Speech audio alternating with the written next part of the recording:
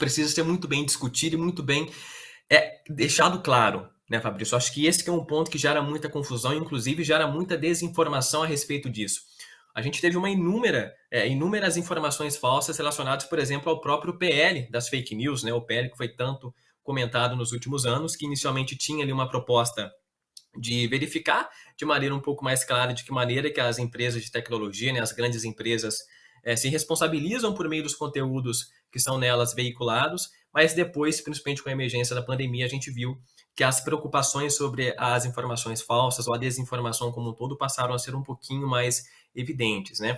Quando a gente fala de buscar definir o que é desinformação, que hoje em dia é um grande desafio para a pesquisa científica, né? Hoje a gente está num embate teórico muito grande no sentido de tentar definir o que é desinformação, o que pode ou não ser desinformação. A princípio parece ser até uma coisa um pouco irrelevante, mas no final faz muita diferença.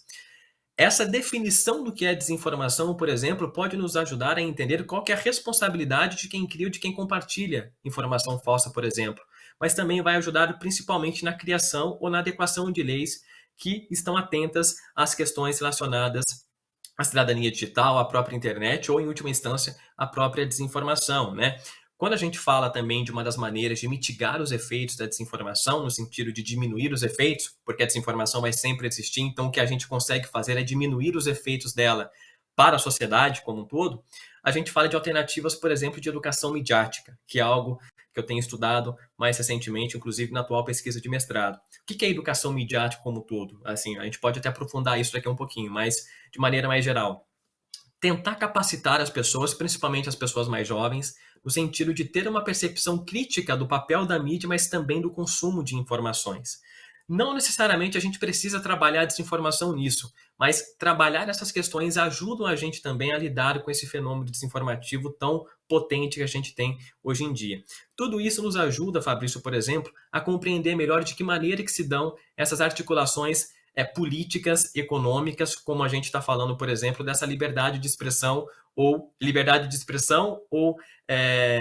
o aumento no espaço para o compartilhamento de desinformação. Sempre a gente cai nesse paradoxo, né? De um lado, a gente fala de uma regulamentação para poder inibir a circulação de informações falsas, mas em que medida que essa inibição se dá somente sobre informações falsas, isso nem sempre é muito bem explicitado, nem sempre isso é deixado muito claro, o que gera espaço e brecha para a gente discutir sobre possíveis articulações relacionadas à censura, né? Quer dizer, tá, você vai inibir então conteúdos desinformativos, mas do outro lado você vai diminuir ali a liberdade de expressão. Isso tudo ainda não é deixado muito claro, o que gera muita discussão e que muitas pessoas acabam se aproveitando, principalmente por meio de interesses. Nesse caso, a gente pode citar o Elon Musk, por exemplo. A gente sabe, né, que tem um interesse econômico muito grande por trás de todo esse conflito que a gente tem notado, especialmente entre o Elon Musk com o STF, né, no sentido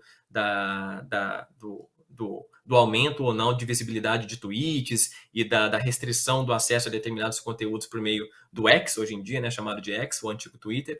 Então a gente nota que tem também uma série de interesses que acabam atravessando essa discussão e que acaba atrapalhando ainda mais o entendimento da população sobre as coisas que realmente estão acontecendo.